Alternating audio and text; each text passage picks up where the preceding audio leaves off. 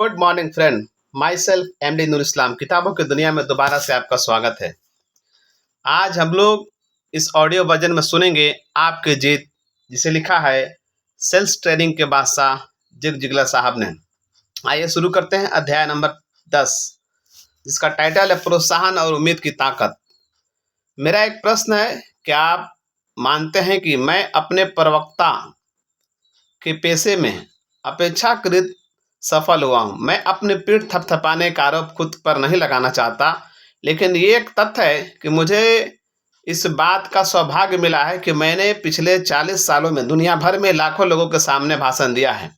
मैंने 30 किताबें भी लिखी हैं। इनमें से बहुतों का अलग अलग भाषाओं और बोलियों में अनुवाद भी किया गया है। ये मुकाम और मेरे करियर को लेकर ये तथ्य मेरे सपनों से कहीं ज़्यादा हासिल हुए हैं। मुझे मिसिसिपी के याजू शहर में रहने के दौरान देश में भीषण मंदी के दौर में अपने बचपन में मैंने ऐसे सपने नहीं देखे थे।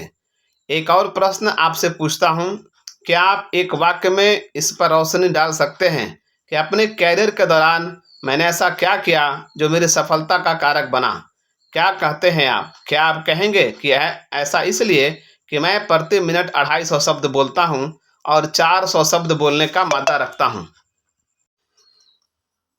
क्या आप चाहेंगे कि ऐसा इसलिए कि मैं प्रति मिनट 250 शब्द बोलता हूं और 400 शब्द बोलने का मादा रखता हूं?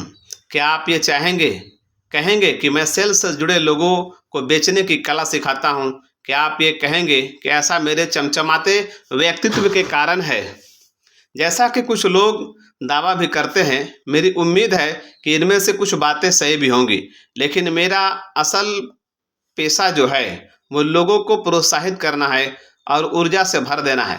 अब चूंकि मैं अपनी उम्र के 9वें दशक में पहुंच चुका हूं, तो मैं आज ये साफ साफ देख सकता हूं कि प्रोत्साहन और उम्मीद ये दो ऐसे जबरदस्त गुण हैं जो कोई भी व्यक्ति दूसरों में भर सकता है। ये सच है क्योंकि प्रोत्साहन और उम्मीद सफलता के लिए बेहद अहम तत्व हैं। ये आत्मविश्वास और सकारात्मक सोच और रवैये का ईंधन है। अपने कैरियर के दौरान मैं हजारों लोगों से मिला जिन्हें मेरी किताबों और मेरे ऑडियो टेपों से प्रोत्साहन व प्रेरणा मिली।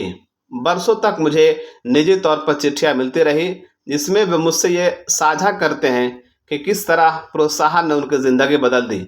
उनमें से हर एक को एक समान कहानी होती और उनकी सफलता की दास्तां उनके उत्साह से लबरेज होने और उम्मीदों के पा जाने से शुरू होती, जिसमें से अपनी ज़िंदगी को भी बदल डालने का विचार से ओतप्रोत हो जाते हैं। मैंने ऐसे लोगों के बारे में सुना है और बहुत से मिला भी हूँ जो प्रोत्साहन के बल पर भारी तबाही के दर्द से भी उबर गए। प्रोत्साहित किए जाने का असर ये रहा कि बेहतर जीवन की उम्मीद को न केवल उन्होंने देखा बल्कि माना भी, और इसके उनके शारीरिक स्थिति भी सुधरी, निजी संबंध भी बेहतर हुए और ईश्वर के साथ आध्यात्मिक संबंध भी गहरा हुआ। कुछ मामलों में प्रोत्साहन मायावी साबित हो सकता है, और वो ये पहचानना कठिन है कौन सी चीज़ें हैं जो किसी के अंदर ऊर्जा भर देती हैं। लेकिन ऐसा तब तक नहीं होता जब तक कि कोई इंसान खुद के बारे में अपने अंदर के मूलभूत विश्वासों को पूरी तरह बदल डालने के लिए बेताब नहीं होता और नए विश्वास को निकालने का मौका देता है, ताकि एक नई उम्मीद के साथ वो आगे बढ़ सके। उम्मीद क्या है? उम्मीद वह ऊर्जा है जो किसी इंसान को वह आत्मविश्वास प्रदान करता है जिनसे वो आगे बढ़कर प्रयास करता है। उम्मीद को समझना बेहद सरल है। जब आपको उम्मीद होती है कि आप मानते हैं कि भविष्य में आपको सब कुछ निश्चित रूप से अच्छा होने जा रहा है, यद्यपि ऐसा नजर ना आ रहा हो। उम्मीद एक विशेष मानवीय भावना है जिसके अंदर दुख, बर्बादी और आपदा पर हावी हो जाने का मादा होता है। उम्मीद को समझना बेहद सरल है। जब आपको उम्मीद होती है, आप मानते हैं कि भविष्य में आपके साथ कुछ निश्चित रूप से अच्छा होने जा रहा है, यद्यपि ऐसा नजर ना आ रहा हो। उम्मीद एक विशेष मानवीय भावना है जिसके अंदर दुख, बर्बादी और आपदा पर हावी हो जाने का मादा होता है। उम्मीद में आपका मन और आपकी सोच बदल देने की ताकत होती है, जिससे नई आशा पैदा होती है जो पहले कहीं अस्तित्व में नहीं नजर आती। मानव का अस्तित्व एक अमूर्त गुण है, उम्मीद, जिसमें आपको बदल डालने की ताकत होती है, जो आपको ताकत प्रदान करती है कि आप कुछ भी कर सकते हैं, हालात चाहे जो हो। जहाँ उम्मीद नहीं होती वहाँ अवसाद, ठहराव और नकारात्मक सोच की प्रक्रिया शुरू हो जाती है, जिसके चलते आप भावनात्मक रूप से जड़ हो जाते हैं। अपनी किताब कन्फेशन ऑफ ग्रीविंग क्रिश्चियन में मैंने अपने को ज़्यादातर कठिनाइयों को आपसे साझा किया है। मैंने उस किताब को अपने सर्वाधिक दुख के क्षणों में लिखा था, जब मेरी बड़ी बेटी सुजैन का निधन हुआ था। 46 साल की उम्र में पाल्मोरी फाइब्रोसिस नाम की बीमारी से उसने दम तोड़ दिया था। ये मेरे जीवन का सबसे कठिन अनुभव था, लेकिन उसकी मौत में ही मेरे लिए उम्मीद की महानतम कहानी समाई थी, जिसे मैं उसी वक्त महसूस कर पाया। अपने जीवन के आखिरी 2 हफ्ते सुजैन डलास के सेंट पॉल अस्पताल के इंटेंसिव केयर यूनिट आईसीयू में रही। कहा जाए तो वहां भर्ती सभी मरीज जीवन और मौत के बीच संघर्ष ही कर रहे थे। हमारा परिवार साथी था और सुजैन के अंतिम दिन तक हम सब आईसीयू के पास ही जमा रहे और हमें दूसरे परिवारों से भी मिलने का मौका मिला और उन्हें भी हमने उसी हालत में एक अंतिम दिन का इंतजार करते पाया। 2 तरह के लोग प्रतीक्षालय में थे। पहले वे जिन्हें ईश्वर में भरोसा था और वे जानते थे उनका पीड़ित प्रिय भी उतना ही भरोसा ईश्वर में करता है। वे इस बात से आश्वस्त थे कि अगर उनका प्रियजन जीवित नहीं रहता है तो भी वह बेहतर जगह के लिए कुछ करेगा। उन परिवारों ने अपनी चिंता साझा की, लेकिन इसके साथ ही उन्होंने इस उम्मीद को भी साझा किया जिसमें उनका अपना प्रियजन एक बेहतर हालात की तरफ बढ़ेगा।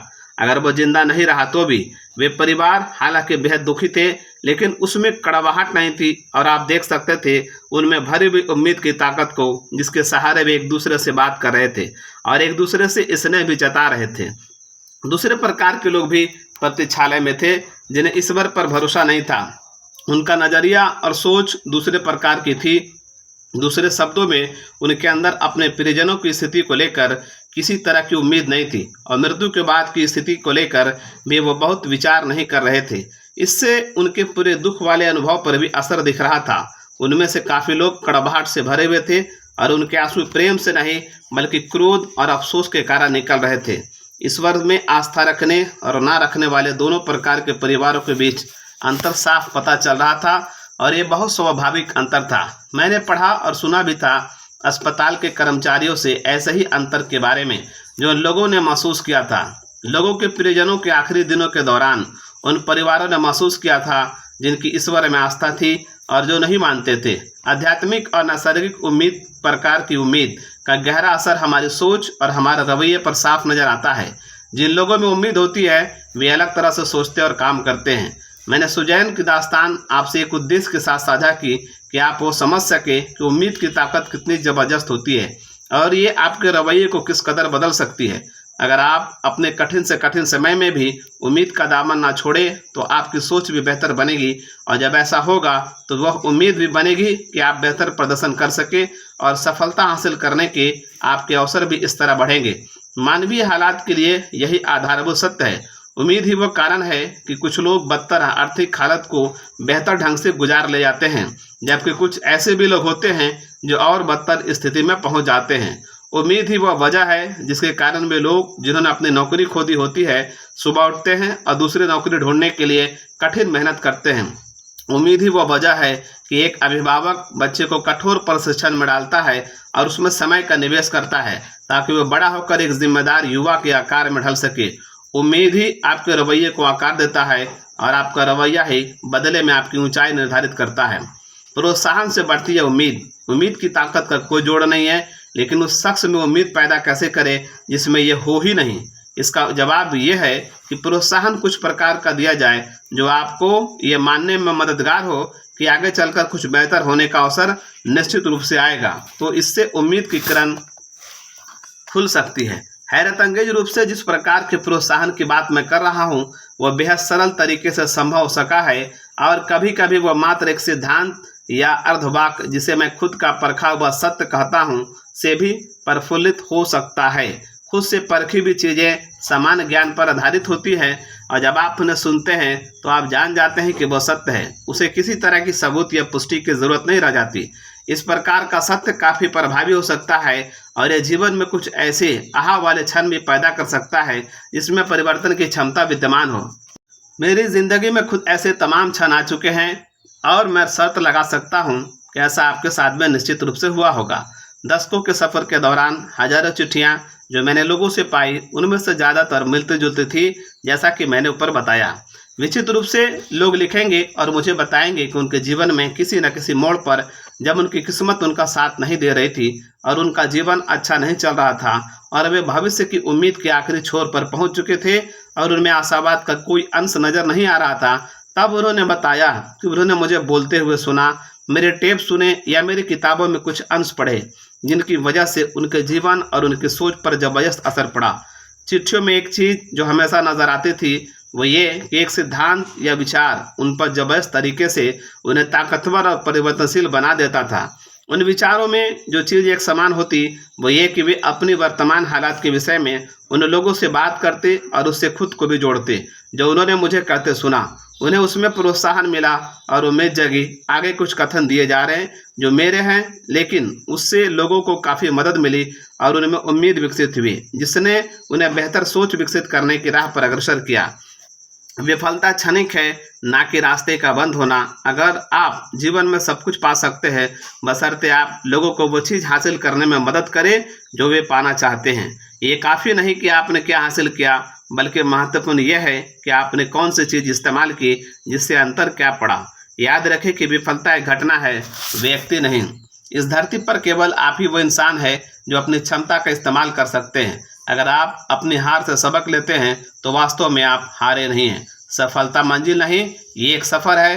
वे लोग जो कोई काम शुरू करने से पहले हर चीज़ व्यवस्थित चाहते हैं, अफसोस कि वे कभी मंजिल तक नहीं पहुंच पाते। यह आपका रवैया है, ना कि आपका रुझान, जो आपकी ऊंचाई निर्धारित करता है। ये सारे कथन और सिद्धांत सरल विचारों को ही दर्शाते हैं जो कि खुद ही सत्य साबित हुए हैं और उन पर आसानी से भरोसा किया जा सकता है।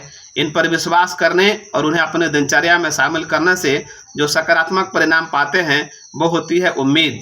उम्मीद से आपको वो क्षमता मिलती है कि आप अपने आसपास की दुनिया को देखने के लिए अपने आंखें और कान खुला रखते हैं और इससे आपको नए अवसरों को पहचानने में मदद मिलती है। नए अवसर को पहचानना। उम्मीदों से भरे हुए लोग हर हालत में निरंतर अवसरों की तलाश में लगे रहते हैं। जिनमें उम्मीद नहीं होती वे कारण खोजते रहते हैं कि अवसर से कुछ हासिल नहीं हो रहा। आप ही बताएं कि दोनों प्रकार के लोगों को क्या मिलेगा।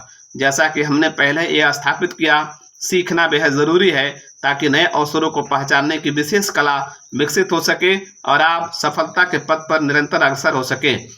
मैंने उम्मीद की तुलना ईंधन से की और कहा कि इस ईंधन से आपका रवैया रूपी इंजन दौड़ता है और यह सच है, लेकिन आपकी उम्मीद से भरी टंकी जल्द ही खाली हो सकती है और इसे प्रोत्साहन और अवसरों की खोज करते हुए लगातार भरते रहना होता है।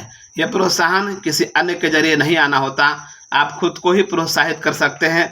खुद को रोज शीशे में देखें, अपने कंधों को उठाएं और कहें, आज मेरा दिन है, मेरे लिए चारों ओर अवसर है और मैं प्रत्येक स्थिति का लाभ उठाने आ रहा हूँ। मुझे ऐसा कोई शख्स दिखाएं जिसने कभी भी नया अवसर ना देखा हो और तब मैं दिखाता हूँ आपको किस तरह किसी की उम्मीद की टंकी खाली है। जब मैं किसी से सुनता हूँ ऐसा कुछ भी नहीं जो मैं कर सकूँ, खाली जगह भरें। मैं जानता हूं कि लोग ऐसा तब करते हैं जब वे अवसरों को पहचान नहीं पाते और उनकी उम्मीदों की टंकी खाली होती है। मैं ये नहीं कहता कि लोगों को कठिन हालात का सामना नहीं करना पड़ता और इस दौरान चीज़ें कठिन से कठिन होती जाती है। मैं सोच की समस्या के बारे में बात कर रहा हूँ, ऐसा कुछ भी नहीं जो मैं कर सकूँ। मेरे साथी वक्ता स्वर्गीय अर्ल नाइटिंगेल ने एक शराबी पिता की कहानी सुनाई थी जिसके 2 बेटे थे।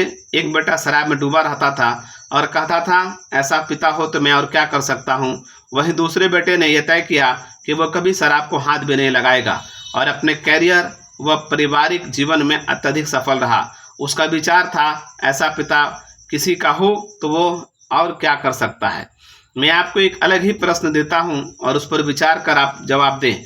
ऐसा कुछ है जिसे लेकर आप मानते हैं कि अभी आपके पास ऐसा कुछ करने के लिए है जो आपका जीवन नरक बना सकता है।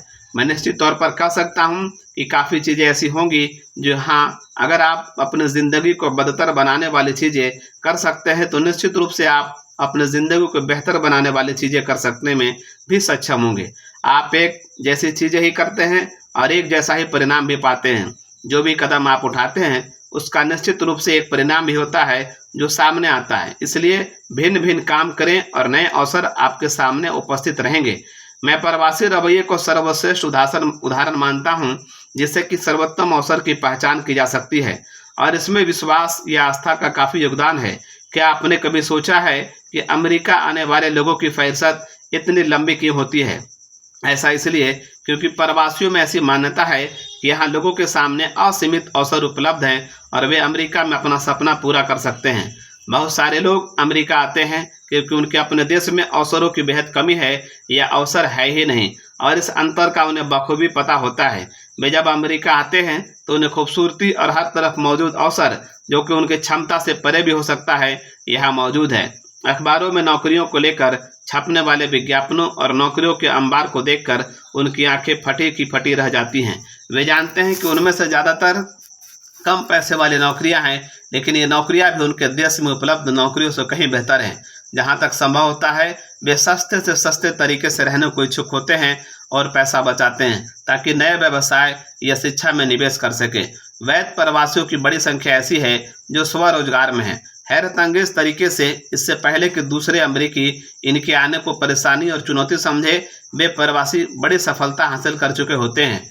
आम अमेरिकी नागरिक को पता चलता है कि देरी की वजह से ये कितना कठिन हो गया उनके लिए। यहाँ पहुंचकर सब कुछ जो वे देख सकते हैं और उनके जीने, काम करने और दुनिया को सबसे बड़ी अर्थव्यवस्था में अपना विकास करने की क्षमता को लेकर होता है। प्रवासियों का रवैया ऐसा ही होता है और यही रवैया आपको भी अपनाना चाहिए। एक बार जब आप ये मान लेते हैं कि अवसर मौजूद है, तो अगली चीज़ आपको ये करनी चाहिए कि आप अपनी आंखें और कान खुले रखकर अपने चारों तरफ चल रही चीज़ों पर गौर फरमाएं। मैंने पाया कि नकारात्मक लोगों से दूरी बनाकर और सफल हुए लोगों से जुड़कर ही आप अपने लिए नए अवसरों को पहचान सकते हैं। मेरे तमाम दोस्त और कुछ पारिवारिक सदस्य वर्षों तक नशे के आदी थे और उन्होंने इस लत से काफ़ी संघर्ष किया। मैंने उन्हें उबरते और अपनी इस आदत को हमेशा के लिए लात मारते हुए देखा। सबसे सशक्त तरीका जो उन्हें लगा कि नशे की लत से उन्हें छुटकारा दिला सकता है, वो ये कि उन्होंने किसी न किसी तरह के संघर्ष समूह से जुड़ाव स्थापित किया और दूसरों से सीखा कि उन्होंने उस लत से कैसे छुटकारा पाया। उन्हें यह समूह में सफलता और सकारात्मक उम्मीद की किरण दिखाई दी और इससे उनमें एक सोच पनपी कि वे भी अपना जीवन बदल सकते हैं और वे भी अपने लत से उबर कर खुशहाल जिंदगी गुजार सकते हैं। वे लोगों से जुड़े जो व्यवहारिक सलाह दे सकते थे और रोज इस्तेमाल में आने वाले तकनीक का इस्तेमाल कर इस लत से उबर कर सफल हो सकते थे। उन्हें लोगों ने अब मन मुताबिक रोजगार के अवसर भी उपलब्ध कराए और नकारात्मक से उन्हें तब बाहर निकाला जब वे ऐसा मान चुके थे कि उनके लिए अवसर है ही नहीं। आपके जीवन में अक्सर ये रोजाना लोगों से मुलाकात के रूप में ही सामने आ जाते हैं। उन्हें पढ़ना और उनके बारे में पूर्व अनुमान लगाने से बचें। हर वो शख्स जिससे आप मिलते हैं वह नए अवसरों की संभावना के रूप में प्रतिनिधित्व करता है। ऐसे लोगों से नई चीज़ हासिल करने के लिए आपको उन्हें सुनना और उनसे सीखना पड़ेगा। मेरे जीवन की हर सफलता इसी तरीके से आई कि मैं इसी चीज़ से शुरुआत करता था और वे मुझे कुछ सिखाए और मैं जो चीज़ चाहता हूँ उसे हासिल करने में मेरी मदद करें। मैं कभी दिमाग पढ़ने वाला नहीं बना। मैंने उन लोगों से सीखा जो सफल हो चुके थे और उनके कहे शब्दों का आकलन करता था। उनके कही बातों में अगर मुझे गंभीरता नजर आती थी तो मैं उनको सलाह मान लेता था। यह लोगों और उनकी सफलता का ही असर होता जो मैं प्रोत्साहित होता और उम्मीद पाता। उस प्रोत्साहन और उम्मीद से मैंने हमेशा अवसर ढूंढ निकालने में सफलता पाई। आप भी ऐसा कर सकते हैं और जब आप उस प्रकार की उम्मीद और नए अवसरों को पकड़ने की क्षमता हासिल कर लेते हैं तो निश्चित रूप से आप जीतने की अपेक्षा कर सकते हैं। भविष्य में भी उम्मीद मौजूद है। डॉक्टर जॉन मैक्सवेल कहते हैं, अगर भविष्य में उम्मीद कायम है तो वर्तमान में ताकत होती है। इसका कारण बेहद सरल है।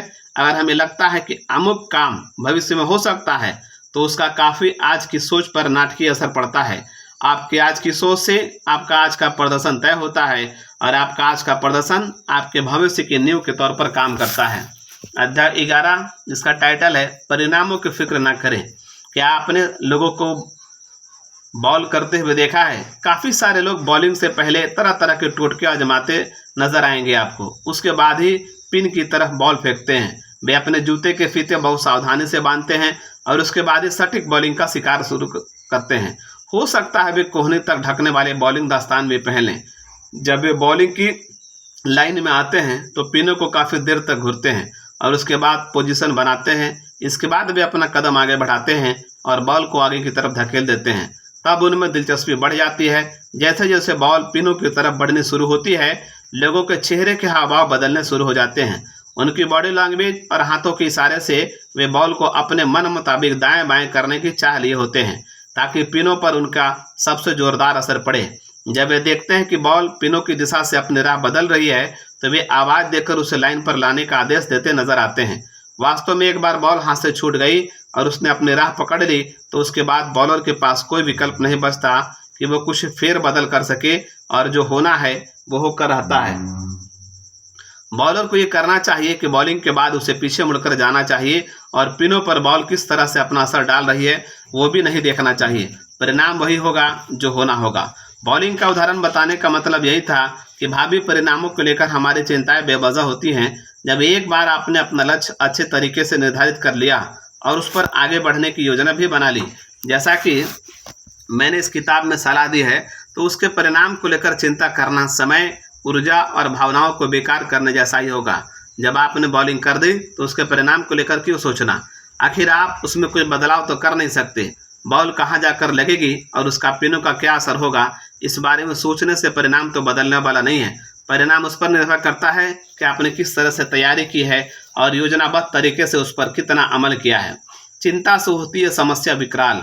चिंता करने से परिणाम में कोई बदलाव नहीं आता। मैं निश्चित रूप से कह सकता हूँ कि चिंता करना मानव स्वभाव है। लोगों के साथ तमाम चीज़ें जुड़ी होती हैं। वैधानिक रूप से पैसे और आर्थिक सुरक्षा का मामला उनकी चिंता से जुड़ा होता है। वैधानिक रूप से स्वास्थ्य और निजी व पेशेवर संबंधों को लेकर चिंताएं होती हैं। लोग इन सब को लेकर चाहते हैं कि अपने जीवन में वे निश्चिंत रहे और एक निश्चित स्तर तक चिंता और सरोकार सामान्य बात है। लेकिन एक अन्य प्रकार की चिंता होती है जो आपके स्वास्थ्य के लिए खतरनाक होती है और वह आपकी सफलता के लिए भी खतरनाक होती है। उस चिंता का प्रकार इस होता है अनुमानित या काल्पनिक चिंता। काल्पनिक चिंता तब होती है जब आप अपने भविष्य को लेकर सारा समय सोचने में ही बिताने लगते हैं और एक आशंका से घिर जाते हैं कि आपके जीवन को लेकर कुछ भयानक हो सकता है। मेरे दिवंगत मित्र मैरी क्रॉले ने कहा था, कल्पनाशीलता की काबिलियत की बर्बादी ही है बेवजह चिंता करना।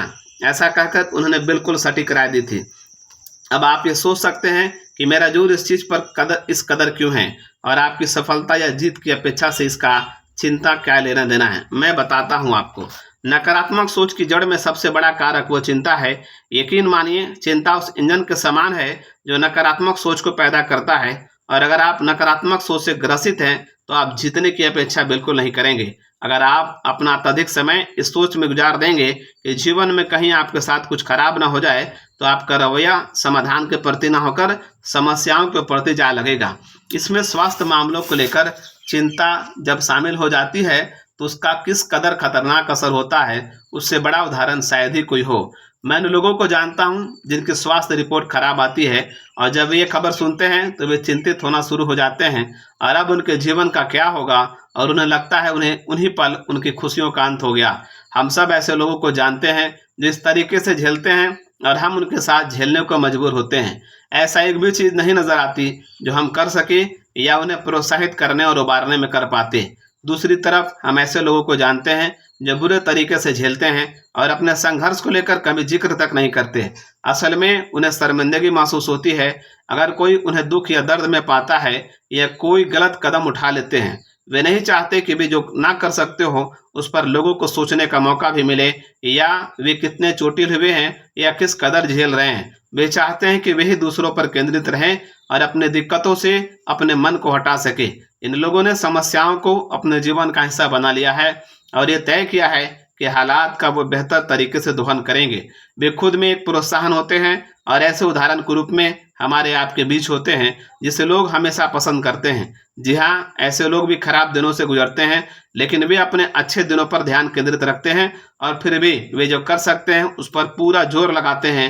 वे उस पल में जीते हैं और अच्छी तरह जानते हैं कि कल को बेहतर होना ही है और वे अपने समस्याओं से पार पा जाएंगे। चिंता करना छोड़ें, उम्मीद करना शुरू करें। भविष्य में क्या होगा ये सोचने और कल्पना करने के परिणाम के रूप में चिंता हम पर हावी होती है। मैं कल्पना शब्द पर विशेष जोर देना चाहता हूँ। एकमात्र सच्चाई जो लोगों के पास होती है वो ये है कि आज उनके जीवन में क्या चल रहा है। ये दिन के घटनाक्रम में शामिल होता है कि जीवन किस तरह बदल रहा है और कोई भी चीज़ जो आने वाले कल पर आधारित हो वो पूरी तरह अंदाजे पर ही होगी। मैं जानता हूँ कि आपने योजनाबद्ध तरीके से तैयारी की तो आपको भविष्य में संतोषजनक परिणाम ही मिलेंगे। अगर आप अपने स्वास्थ्य का ध्यान रखते हैं और खान पान एवं व्यायाम को लेकर सतर्क हैं तो ये निश्चित है कि आपको भविष्य में अच्छा स्वास्थ्य मिलेगा। अगर आप बचत करते हैं और वित्तीय संसाधनों में निवेश करते हैं तो आपको भविष्य में वित्तीय सुरक्षा का एक ठीक ठाक आधार मिल जाता है। अगर आप प्रेम और दूसरों की सेवा के सिद्धांत को मानकर चलते हैं तो आप भविष्य में अच्छे संबंध विकसित करने की तर्कपूर्ण अपेक्षा कर सकते हैं। आज का अच्छा कदम कल की बेहतर जिंदगी का आधार बनता है। भविष्य को लेकर तर्कपूर्ण अच्छी अपेक्षाएं, सकारात्मक सोच और आज की ठोस कार्रवाई पर निर्भर है। ये करके देखिए अपनी आशंकाओं को लेकर कि आगे आपके साथ क्या होगा और भविष्य में क्या होगा। इन बातों को सोचने के बजाय ये सोचिए कि आप चीज़ों को कैसे ठीक करेंगे। एक गाना भी है जिसका शीर्षक है what if all goes right, जिसे मेलिसा लॉसन ने गाया है। इस गाने की दूसरी लाइन है what if it all works out, what if the stars all line up. आपको भी ये सोच विकसित करनी होगी कि क्या हो अगर सब कुछ अच्छा ही हो और क्या काम होता चला जाए, और ये अपेक्षा पालनी ही होगी अगर आप विजेता बनने की चाह रखते हैं तो। उम्मीद के साथ जीना। अपने पूरे कैरियर के दौरान जहां भी मुझे मौका मिला है मैंने बर्नी लॉफ्चिक और उनके बेटे डेविड की कहानी जरूर सुनाई है। बर्नी मेरे जीवन पर्यंत मित्र रहे हैं और हम इतने करीब थे कि मैं उन्हें अपने भाई से भी बढ़कर मानता था।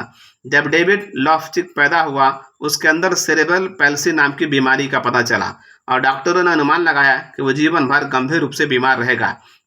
केवल एक गलत अनुमान ने डेविड के पिता के सकारात्मक आशावाद को जगाया। लॉफ्चिक ने अपने हाथ नहीं खड़े किए और इस चीज को स्वीकारा कि उनके बेटे के जीवन में सकारात्मकता की उम्मीद बेमानी है। उन्होंने चिंता नहीं की और डेविड की बीमारी को लेकर खराब से खराब चीज को सोच डाला। उन्होंने तत्काल उस समस्या के समाधान और सकारात्मक विकल्पों पर विचार करना शुरू किया जिससे डेविड को अच्छी जिंदगी मिल सके। डेविड की बीमारी को लेकर तमाम विशेषज्ञों से सलाह के बाद वे इस नतीजे पर पहुंचे। एक डॉक्टर थे जो डेविड को भविष्य की कुछ सकारात्मक उम्मीद दे सकते थे। डॉक्टरों ने बताया कि अगर वे कठोरता से शुरुआत करेंगे, डेविड को रोज कसरत कराने की आदत डालेंगे और कसरत के कार्यक्रम को लगातार बरकरार रखेंगे तो उसकी जिंदगी के धुंधले पूर्व अनुमान से उसे बचा पाएंगे। बर्नी और उनके परिवार ने डॉक्टर की सलाह को गंभीरता से लिया। घर में ही एक जिम तैयार किया और एक फिजियोथेरेपिस्ट को नियुक्त किया जो डेविड की जरूरत की कसरत कराएगा। रोज का कार्यक्रम तय हुआ ताकि डेविड का शरीर वो सीख सके जिससे उसकी ज़रूरत हो, ताकि वे सब मिलाकर उसका भविष्य बेहतर बना सके।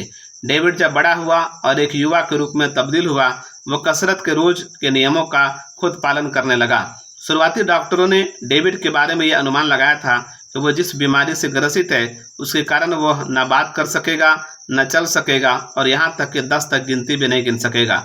हालांकि चूंकि उसके माता पिता ने खराब चीज़ों की चिंता करना ही छोड़ दी थी, इसलिए वे केवल उन चीज़ों पर ध्यान केंद्रित करते थे जिससे डेविड का भविष्य बेहतर बन सके, और उसकी ज़िंदगी बदल गई। डेविड ने चलना और बोलना ही नहीं बल्कि 10 तक गिनती गिनना भी सीख लिया। वे एक सफल व्यवसायी भी बना, एक शानदार पिता और एक ठीक ठाक गोल्फ का खिलाड़ी भी जो 80 का स्कोर बना सकता था। वह सब हुआ क्योंकि उसके माता पिता ने चिंता करने छोड़ दी थी और वो किया जो जरूरी था और जिसके करने से सकारात्मक परिणाम हासिल हो सकता था। उन्होंने परिणाम को लेकर कभी चिंता नहीं जताई। उन्होंने वही किया जो वे जानते थे और हमेशा बेहतरी की कामना की। जैसा कि मैं पहले बता चुका हूँ, चिंता करने से नकारात्मक सोच का इंजन चलने लगता है। एक बार आपने भविष्य में खराब चीज़ों के बारे में सोचना शुरू किया तो आप अपने आसपास की अच्छी चीज़ों को गंवाना शुरू कर देंगे।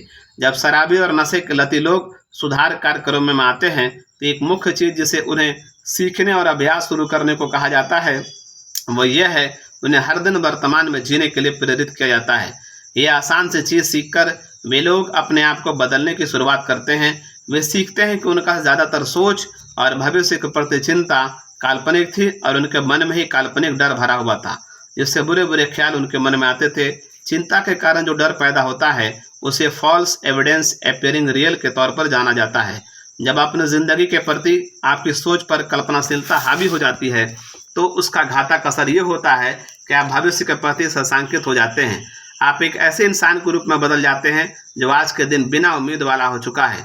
सच्चाई ये है कि चिंता करने से शरीर पर अत्यधिक भौतिक दबाव पड़ता है। ये तथ्य है कि चिंता करने से वास्तव में आपके शरीर में ऐसे हार्मोन्स बनते हैं जो वास्तविक बीमारी एंजाइटी पैदा करते हैं और ये सब आता है मात्र एक जगह बैठकर लगातार सोचते रहने से कि चीज़ें गलत हो जाएंगी, वे गलत हो रही है, ये गलत हो सकती है। इस अवस्था के लिए बड़ा समाधान अगर आप खुद में ढूंढ सके, ये है आप अपनी चिंता वाली कुर्सी पर से उठ जाएं और कुछ करें। ज़्यादातर समय महज टहलने से ही आपका दिमाग बढ़ जाता है और नकारात्मक विचारों की जगह कुछ रचनात्मक चीज़ें चलने लगती हैं, जिससे आप अपनी सोच को ठीक कर सकते हैं। आप चाहे तो मशीन के कपड़े धोएं या किसी दोस्त को फ़ोन करें, टहलने निकल जाएं या किसी भौतिक कसरत में जुट जाएं। महत्वपूर्ण चीज़ जो मेरे मित्र एंड्री एंड्रूज बताते हैं, कुछ ना कुछ करते रहने की ज़रूरत है। क्या आप जानते हैं, अनिर्णय की स्थिति भी चिंता की मुख्य वजह होती है। जब आप किसी चीज़ के बारे में अस्पष्ट होते हैं, आप निरंतर उस समस्या या चुनौती के बारे में सोचने को विवश होते हैं, और यहाँ पर जब आप खराब चीज़ों के बारे में भी सोचने लगते हैं तो दिक्कत या परेशानी शुरू होती है। इस स्थिति का समाधान यह है कि निर्णय लेने से पहले तैयारी करें और योजना बनाएं। गलत निर्णय लेने से भी परहेज ना करें। एक बार जब आप निर्णय कर लेते हैं तो चिंता करना छोड़ देते हैं और आगे बढ़ने की प्रक्रिया में आ जाते हैं। विंस्टन चर्चिल ने भी कहा था, मैं एक्शन लेने में नहीं हिचकता और चिंता तो बिल्कुल नहीं करता, मुझे केवल अक्रमण्यता खलती है। हैरी ट्रूमैन ने कहा था, एक बार निर्णय हो गया फिर मैं चिंता नहीं करता। यहाँ तक कि अगर परिणाम आपकी अपेक्षा के अनुरूप नहीं है तो भी आपको अपने गलतियों से सीखने का मौका मिलेगा और इस तरह आप आगे बेहतर निर्णय ले सकेंगे। आपकी चिंता का एक और कारण जिसे आप नज़रअंदाज करना चाहेंगे, उसे मैं उत्कृष्टता वाली सोच कहता हूँ। बहुत सारे लोग ये सोचते हैं अगर वे सर्वोत्तम नहीं हुए तो उन्हें विफल मान लिया जाएगा। इस तरह के रवैये से इंसान का जीवन में सामान्य झटके भी झेल पाना कठिन हो जाता है और फिर वो आगे नहीं बढ़ पाता। एक उदाहरण के रूप में देखें कि अगर आप किसी जॉब या पद पर सफल साबित नहीं हो सके और ये धारणा बना ली कि अब आपको जॉब का पद मिल ही नहीं पाएगा, तब क्या होगा? याद रखें, विफलता एक घटना है, इंसान नहीं। अपनी किताब I can't accept not trying Michael Jordan on the pursuit of excellence में माइकल कहते हैं, मैंने अपने कैरियर के दौरान लगभग 9000 शॉट्स मिस किए। मैं अपने जीवन में लगातार विफल होता रहा और इसलिए मैं सफल भी हुआ। मेरी पोती डेडे गैलिंडो, जो कि एक प्रतिभाशाली वक्ता है, अपनी बातों की एक फिलॉसफी की कसौटी पर रखकर प्रस्तुत करती है, जैसे वो आगे की ताकत, द पावर ऑफ नेक्स्ट कहती है। डेडे कहती है, अगर आप कोई प्रयास करते हैं और विफल हो जाते हैं तो आप अगली बार जब प्रयास करेंगे तो पीछे मिली विफलता की ताकत भी आपके साथ होगी और उससे भी आपको आगे की सफलता पाने में मदद मिलेगी। ये अगला अवसर ही होता है जो हम सबको प्रेरित करता है। दिमाग को पढ़ना भी निजी और पेशेवर संबंधों में अनावश्यक चिंता पैदा किए रहता है। अगर आप मानव प्रकृति के समझदार छात्र हैं तो आप एक अनुमान लगा सकते हैं कि लोग किस तरह का कदम उठाएंगे ऐसे हालात में। हालांकि यह दिमाग को पढ़ना नहीं माना जाएगा। दिमाग को पढ़ना ये माना जाएगा जब आप ये मान बैठेंगे कि अगले आदमी के मन में क्या चल रहा है और जो वो सोच रहे हैं उस आधार पर वे क्या करने वाले हैं। ये आप सटीक तरीके से साबित कर सकते हैं।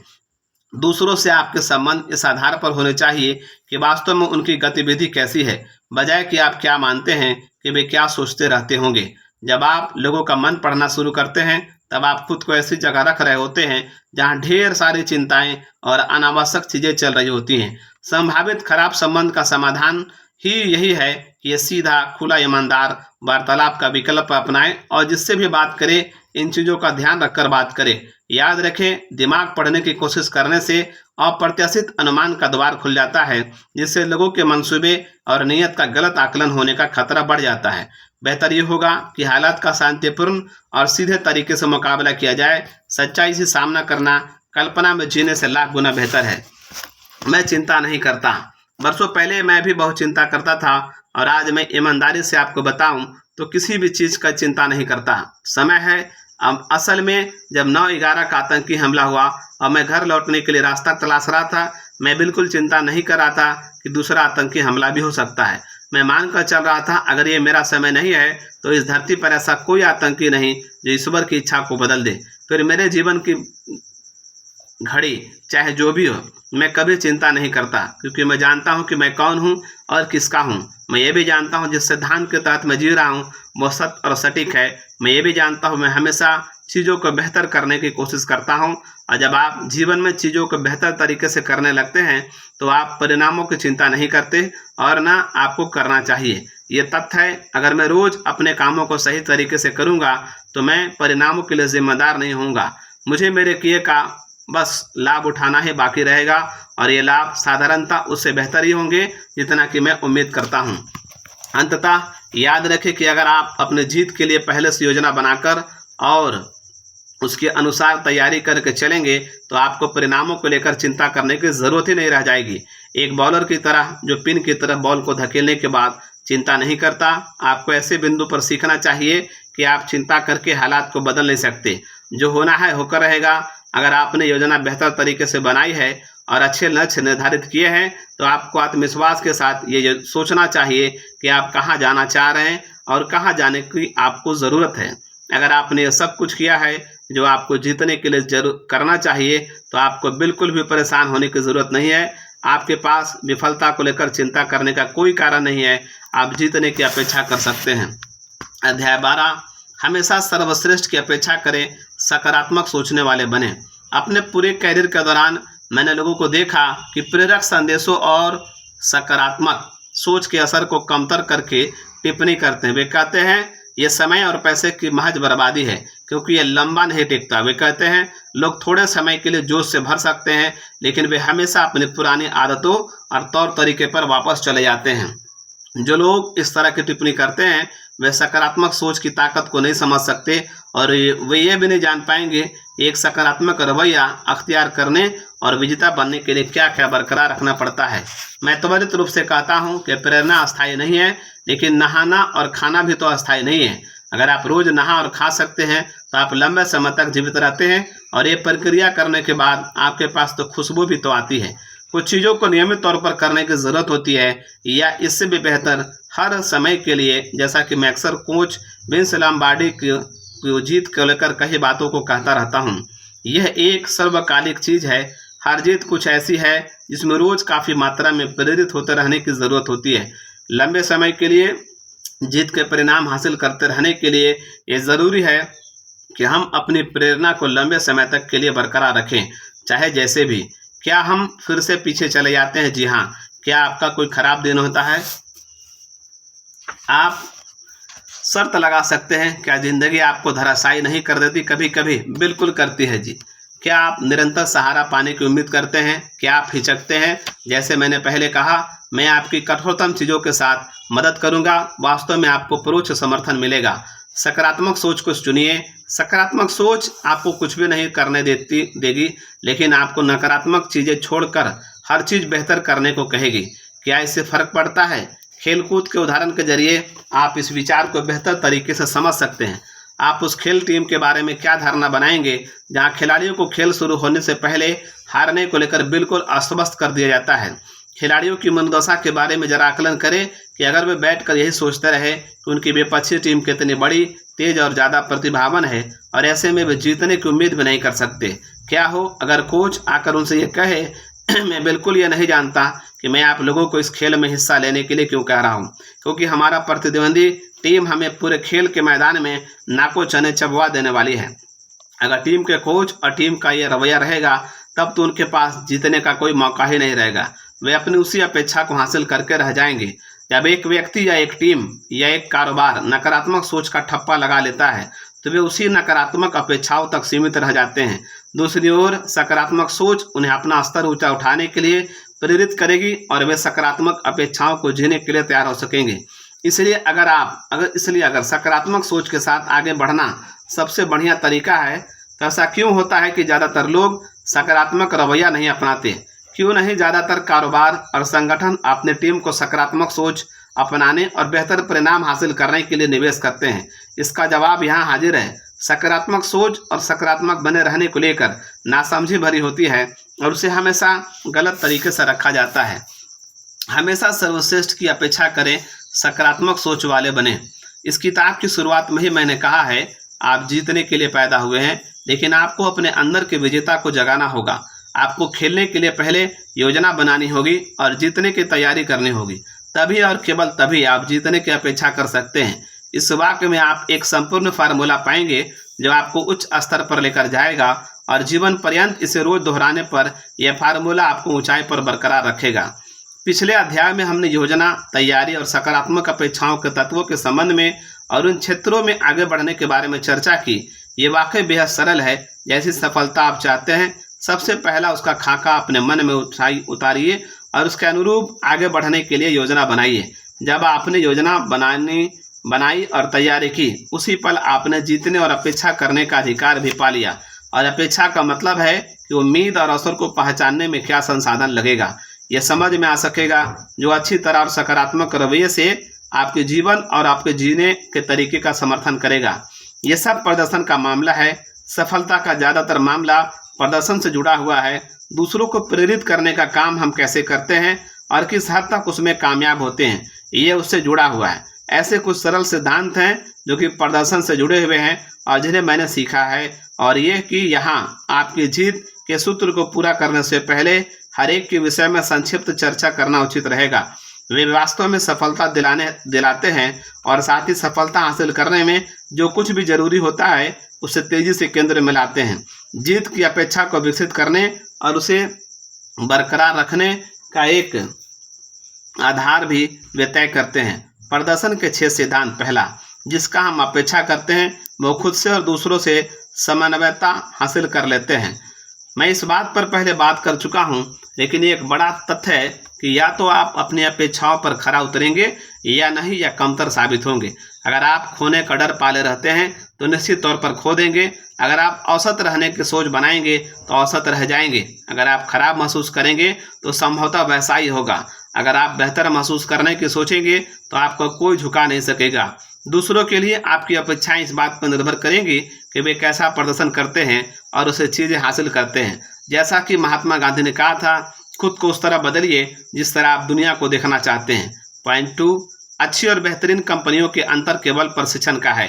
कर्मचारियों को ट्रेनिंग देने और उन्हें खोने से बदतर ये होता है कि उन्हें ना प्रशिक्षण दिया जाए और न रोक कर रखा जाए। एक फुटबॉल टीम को अगर प्रशिक्षित ना किया जाए, अभ्यास ना कराया जाए और विपक्षी टीम की चुनौतियों के लिए तैयार ना किया जाए तो वो सफल नहीं हो सकेगा। जब आप अभ्यास और तैयारी से प्रशिक्षण देने की सोचते हैं तो इसमें आप खुद हैरान रह जाते हैं कि कर्मचारियों में बिना उचित प्रशिक्षण निवेश के कारोबार कैसे आगे बढ़ता है। पॉइंट नंबर 3, असल में जो कंपनियां लोगों को प्रशिक्षित नहीं करती और ना उनकी काबिलियत बढ़ाने में निवेश करती है, वे जल्द ही खत्म हो जाती हैं। वे प्रतिस्पर्धी नुकसान में चलती हैं। जैसा कि तय है, बाजार में अपनी जगह उन्हें गंवानी पड़ती है। अगर आप सुधार चाहते हैं और अच्छा से बेहतर तरफ अग्रसर होना चाहते हैं तो एक अच्छी प्रशिक्षण रणनीति बनाकर चलना सफलता की चाबी हो सकती है। पॉइंट नंबर 4, आप वह पाते हैं जिसकी आपको जीवन में तलाश होती है। अगर आप अच्छी चीज़ों को पाना चाहते हैं तो आप वही चीज़ पाएंगे। अगर आप अवसरों को बढ़ने और विकास करते देखना चाहते हैं तो आप वैसा ही पाएंगे। अगर आप सकारात्मक जुनूनी दोस्तों और सहयोगियों को खोज रहे हैं जो कि आपको सहयोग कर सके तो आप उन्हें जरूर पाएंगे। दूसरी तरफ अगर आप धोखा देने के तरीकों पर गौर कर रहे हैं तो आपको वह भी मिल पाएगा। अगर आप अपनी पत्नी को त्यागने की सोचेंगे तो आपको रास्ते भी मिल जाएंगे। अगर आप किसी से बदला लेने के रास्ते तलाशेंगे तो आपको वो भी मिल जाएगा। ये हम सब में व्याप्त एक प्राकृतिक रुझान है कि हम जो भी चीज़ करना चाहते हैं उसे करने के लिए हम कारण भी ढूंढ लेते हैं। अगर आप ईमानदारी, चरित्र, निष्ठा, विश्वास, प्रेम की नींव पर स्थित जीवन नहीं जी रहे हैं तो आप दुखी और स्वार्थी कहलाएंगे और एक असंतुष्ट व अतृप्त जीवन जीते चले जाएंगे। आपके पास जो भी होगा आप उससे संतुष्ट नहीं हो पाएंगे। हमेशा अच्छाइयों की तरफ देखें और दूसरों की मदद करने को तैयार रहें। 5वां, किसी योजना के बगैर वादा ना करें। बहुत सारे लोग वादे तो करते हैं लेकिन उन पर टिकते नहीं हैं। भले उनकी मंशा अच्छी हो, लेकिन अगर वे योजना बनाकर नहीं चलते तो वे कभी उन वादों को पूरा नहीं कर पाएंगे। कारोबारी नेता जो वादे अपने कर्मचारियों से करते हैं, अगर वे उसे पूरा करने के लिए योजना नहीं बनाते तो वे उन्हें पूरा नहीं कर पाएंगे। अगर आप आगे के लिए कोई संकल्प करते हैं तो आपको समझना भी होगा कि उसे पूरा करने के लिए जो जरूरी इच्छा शक्ति होगी उसे लगाकर संकल्प को पूरा करना होगा। वैवाहिक संकल्पों के जल्दी जल्दी टूटने के पीछे यही वजह होती है कि पति व पत्नी शादी की गंभीरता और संकल्प को समझ नहीं पाते और उसे हल्के में लेते हैं। वे संबंधों को दीर्घकालीन बनाने के लिए जरूरी बलिदानों को नहीं समझ पाते और संबंधों में आने वाले उतार चढ़ाव के अनुसार सामंजस्य नहीं बैठा पाते।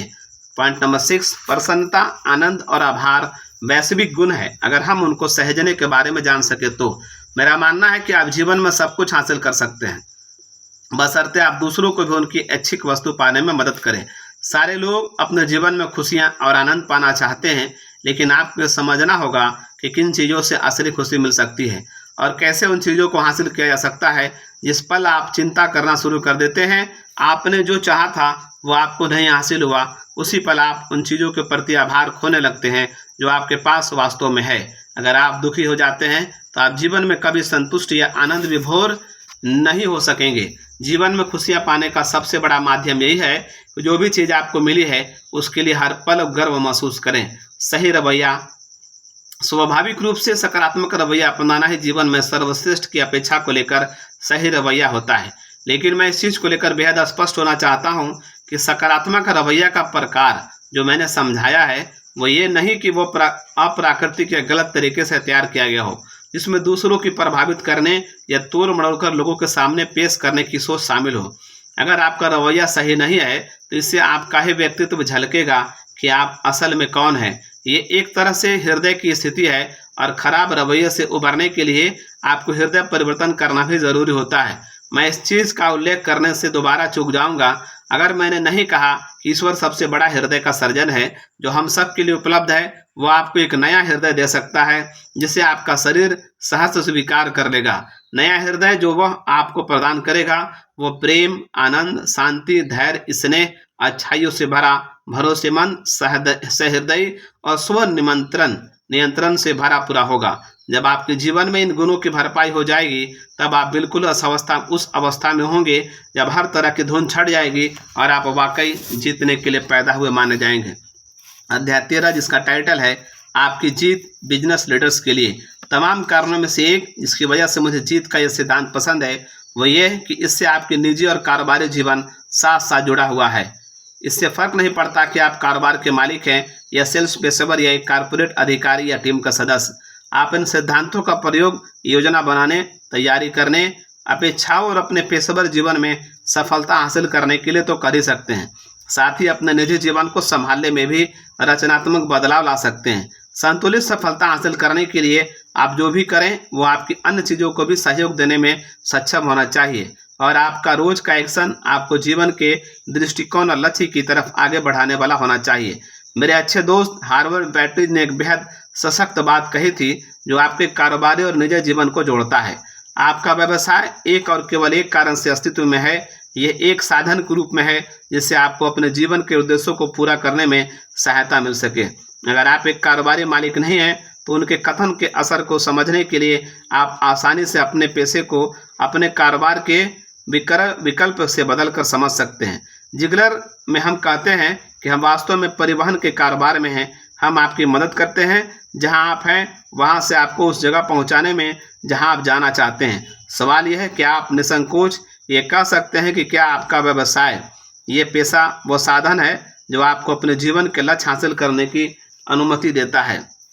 अगर आप जहां पहुंचना चाहते हैं वहां आपको पहुंचा सकता है। निश्चित नहीं है, कोई बात नहीं, ठीक है। अगले कुछ पृष्ठों में मैं आपकी सरल उदाहरणों के माध्यम से ये दिखाऊंगा कि जिससे आप अपने निजी और व्यावसायिक जीवन को साथ जोड़ सकेंगे, ताकि आप बिना संदेह ये जान सकेंगे कि आपको अपनी सोच और लक्ष्य हासिल करने के लिए किस प्रकार का साधन तैयार करने की ज़रूरत होगी। अगर मैं आपकी जीत हूँ तो जीतना क्या चीज़ है, इस सवाल से जीवन के सही प्रकार के लक्ष्य को स्थापित कर पाना जरा पेचीदा है। मेरे मानिए, गलत लक्ष्य पाने से बुरा कुछ भी नहीं हो सकता। जिगलर के 40 से अधिक वर्षों के इस विषय पर शोध में हमने यह तय किया है कि 8 चीज़ें हैं जिन्हें हर शख्स पाना ही चाहता है। इससे फर्क नहीं पड़ता कि आपका लक्ष्य कितना ही अलग क्यों ना हो, आप भी असल में सफल कहलाने के लिए इन 8 चीज़ों को जरूर हासिल करना चाहेंगे। हर शख्स चाहता है प्रसन्नता, स्वस्थता, अपेक्षाकृत खुशहाल और सुरक्षा। वे पाना चाहते हैं दोस्त, मानसिक शांति, अच्छे पारिवारिक रिश्ते और उम्मीद। एक बार जब आप ये जान जाते हैं कि 8 चीज़ें हैं जो आपके जीवन के लक्ष्य और दृष्टिकोण होने चाहिए जिसे आपको समाहित करना है, तो आप उन्हें हासिल करने के लिए अपने निजी जीवन के क्षेत्र में काम करना शुरू करते हैं। जीवन चक्र में हमने इस पर विचार किया। प्रसन्नता, स्वास्थ्य, खुशहाली, सुरक्षा, मित्र, शांति, परिवार, उम्मीद। जब आप अपने जीवन चक्र की हर तीली पर काम करना शुरू करते हैं तो ये जरूरी हो जाता है कि आप हर चीज़ बेहतर चरित्र के साथ करें। जब हालात कठिन होते हैं और अजीब से भाव हमारे सामने आने लगते हैं तब ये चरित्र ही होता है जो आपको जीवन में सही विकल्प चुनने को कहता है। चरित्र की विफलता से बढ़कर आपके जीवन चक्र को नष्ट करने वाला कोई चीज नहीं है। चरित्र आपके कठिन उथल पुथल भरे जीवन के सफर को आगे ले जा सकता है। मेरे पिता के गुरु और चुनिंदा बुद्धिमान लोगों में से एक फ्रेड स्मिथ कहते हैं कि जीवन की हर विफलता वास्तव में नैतिकता की विफलता होती है। जब भी आप किसी ऐसे शख्स से मिले जिसके पास कभी सब कुछ था लेकिन उसने गंवा दिया हो, तो निश्चित रूप से उसके पीछे नैतिक पतन या चारित्रिक पतन ही कारण होगा। दूसरी ओर पुरुष और स्त्रियां जो चरित्रवान होते हैं वे दुनिया का सबसे कठिन परेशानी झेलकर भी सफलता की इबारत लिखते हैं। उनमें वो गुण भी देखा जाता है कि वे और सशक्त तरीके से वापसी करते हैं और ज़्यादा गंभीर स्तर की सफलता पाते हैं। क्यों? जैसा कि बिली जाली कहते हैं, उनका चरित्र उनको मिले झटकों को वापसी के हथियार के रूप में इस्तेमाल करने को प्रेरित करता रहता है। चरित्र के बुते जीवन के 8 चीजें संभव हैं, बिना चरित्र के यह असंभव है। प्रसन्नता, स्वस्थता, खुशहाली, सुरक्षा, मित्र, शांति, परिवार, उम्मीद। आपके चरित्र और आपके चक्र का काम करते हुए जीवन में 8 चीजें हासिल करना हर किसी के लिए सोच की रचना करता है। नीचे दिए गए चित्र में भी आपके विजन को दर्शाता है। बिना चरित्र और संतुलित जीवन चक्र के आप वाकई उन 8 चीजों पर खुद को केंद्रित नहीं कर पाएंगे जो वाकई मायने रखते हैं। इसके बिना आप मकान और घर में अंतर या बिस्तर और अच्छी नींद के बीच अंतर नहीं कर पाएंगे। संक्षेप में आपकी सोच धुंधली मानी जाएगी क्योंकि आप संतुलन से बाहर हैं, अस्थिर हैं और चरित्र का अभाव आपके सामने हमेशा सोच का कोहरा बनाए रहेगा। उस पल की कल्पना कीजिए जब आप किसी छोटी सी नाव में बेहद कठोर सागर के बीच हो और दूरबीन से कुछ देखना चाह रहे हो, लेकिन हर तरफ कोहरा ही कोहरा छाया हो। बिल्कुल यही होता है जब आपका जीवन चक्र असंतुलित और आपका चरित्र अविकसित रहता है। हालांकि ये संभव है कि अच्छा चरित्र बनाया जाए और जीवन चक्र असंतुलित ही रहे। जब ये होता है तो आप दूरबीन से चीज़ों को स्पष्ट रूप से देख पाते हैं, लेकिन आपकी नाव बेहद तेजी से डोलती है और आपकी नज़र उन 8 चीज़ों से हटने को मजबूर हो जाती है। बड़ी सोच के लिए संतुलित जीवन चक्र और चरित्र दोनों बेहद जरूरी है। अब आपको एक पीसी की जरूरत है। पीसी यानी परसिस्टेंट कंसिस्टेंसी या टिकने वाली नियमितता। मैंने अपने पिता से पूछा जब हम इस किताब पर काम कर रहे थे कि वो चरित्र और निष्ठा से इतर किस चीज़ को अपना सफलता का श्रेय देना चाहेंगे, तो उन्होंने कहा कि टिकने वाली नियमितता यह मेरी सफलता में सबसे पहला स्थान है।